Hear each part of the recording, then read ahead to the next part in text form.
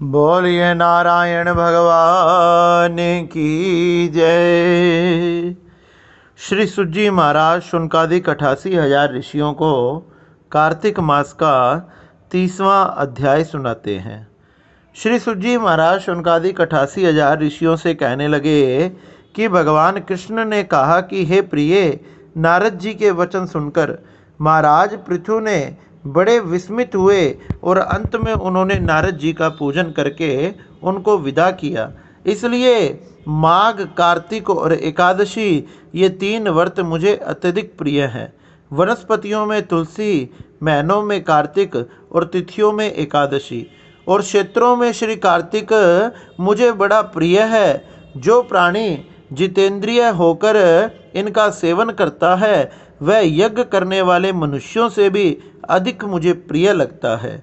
जो प्राणी विधि से इनकी सेवा करते हैं उनके मेरे अनुग्रह से सब पाप दूर हो जाते हैं। भगवान कृष्ण के वचन सुनकर श्री सत्यभामा ने कहा कि हे नाथ, आपने यह बात बड़े आश्चर्यजनक से कही कि दूसरे के पुण्य के फल से कलह की मुक्ति हो गई। यह प्रभावशाली कार्तिक मास आपको अधिक प्रिय है, जिसे पति द्रोह का पाप केवल स्नान के पुण्य से नष्ट हो गया और दूसरा मनुष्य द्वारा किया हुआ पुण्य उनके देने से किस प्रकार से मिल जाता है। आप कृपया कर मुझे ये बताएं कि दूसरा व्यक्ति पुण्य करता है और सामने वाले व्यक्ति को वो पुण्य किस प्रकार से प्रदान कर देता है। तब भगवान कृष्ण ने कहा कि बिना दिया हुआ पुण्य और पाप जिस कर्म के द्वारा मिलता है उसे आप ध्यान से सुनो।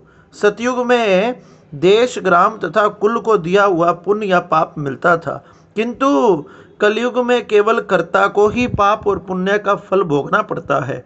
सत्संग ने करने पर वह अवस्था की गई है और सत्संग से जैसे पाप व पुण्य दूसरे को मिलते हैं उसकी आप व्यवस्था सुनो।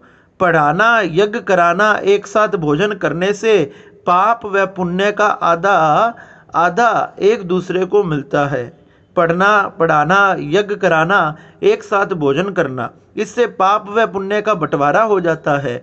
एक आसन पर बैठने तथा सवारी पर चढ़ने से, श्वास के आने व जाने से पुण्य व पाप का चौथा भाग प्राणी मात्र को मिलता है। स्पर्श करने से, भोजन करने से, दूसरे की स्तुति करने से पुण्य व पाप का 6वां भाग मिलता है और दर्शन करने से, सुनने अथवा ध्यान करने से मनुष्य को पुण्य का व पाप का 10वां अंश मिलता है।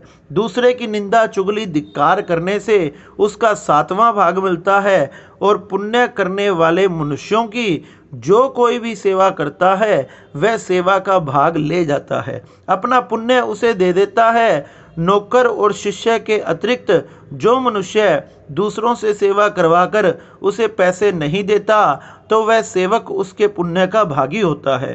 पंक्ति में बैठे हुए भोजन करने वालों की पत्तल जो व्यक्ति लांघता है वह उसे, जिसकी पत्तल उसने लांघी है, अपने पुण्य का 6वां भाग उसे दे देता है। स्नान तथा ध्यान आदि करते हुए मनुष्य से जो व्यक्ति बातचीत करता है या उसे स्पर्श करता है वह अपने पुण्य का 6वां भाग उसे दे देता है। जो मनुष्य धर्म के काम के लिए दूसरे से धन मांगता है पुण्य का भागी वही बनता है जिसका धन है। ठीक उसी तरह जिस तरह की दान करने वाला पुण्य का भागी होता है, जो मनुष्य धर्म का उपदेश करता है, कराता है और तत्पश्चात श्रोता से याचना करता है कि वह अपने पुण्य का 6वां भाग उसे दे देता है। जो मनुष्य दूसरों का धन चुराकर उससे धर्म करता है वह चोरी का फल भोगता है और शीघ्र ही निर्धन हो जाता है। जिसका धन चुराया जाता है वह पुण्य का भागी होता है और बिना ऋण के उतारे जो मनुष्य मृत्यु को प्राप्त हो जाता है उनका ऋण देने वाले सज्जन पुण्य का भागी बनते हैं। शिक्षा देने वाला, सलाह देने वाला, सामग्रियों को जुटाने वाला और प्रेरणा देने वाला ये पाप और पुण्य के 6ठे भाग को प्राप्त करता है। राजा के पाप पुण्य के षष्ठांश का भोगी होता है। गुरु शिष्यों का, पति पत्नी का, पिता पुत्र का, स्त्री पति के लिए पुण्य का 6ठा भाग पाती है और पति के खुश करने वाली आज्ञाकारी स्त्री पति के लिए पुण्य का आधा भाग ले लेती है। जो पुण्य आत्मा पराये लोगों को दान करता है वह उनके पुण्य का छठा भाग प्राप्त करता है। जीविका देने वाला मनुष्य जीविका ग्रहण करने वाला मनुष्य के पुण्य के छठे भाग को प्राप्त करता है। इस प्रकार दूसरों के पुण्य अथवा पाप बिना देने के भी दूसरों को प्राप्त हो जाते हैं। इस प्रकार से बिना दिए हुए पाप व पुण्य भी दूसरों को आसानी से मिल जाते हैं। किंतु ये नियम जो मैंने आपको बताए कलयुग में ये लागू नहीं होते। कलयुग में तो एकमात्र कर्ता को ही अपने पाप व पुण्यों को भोगने पड़ते हैं। इन संबंध में एक बड़ा ही पुराना इतिहास है। श्री सुज्जी महाराज कहने लगे कि हे शौनकादिक 88,000 ऋषियों, कर्ता जो कर्म करता है उसका फल उसने अवश्य भोगना पड़ता है। इसलिए अपनी इंद्रियों को वश में रखते हुए हमने कार्तिक मास के नियमों का पालन तथा व्रतों का पालन करना चाहिए, जिससे भगवान हमारे समस्त पापों को नष्ट करके हमें भगवत धाम की प्राप्ति कराते हैं। बोलिए नारायण भगवान की जय।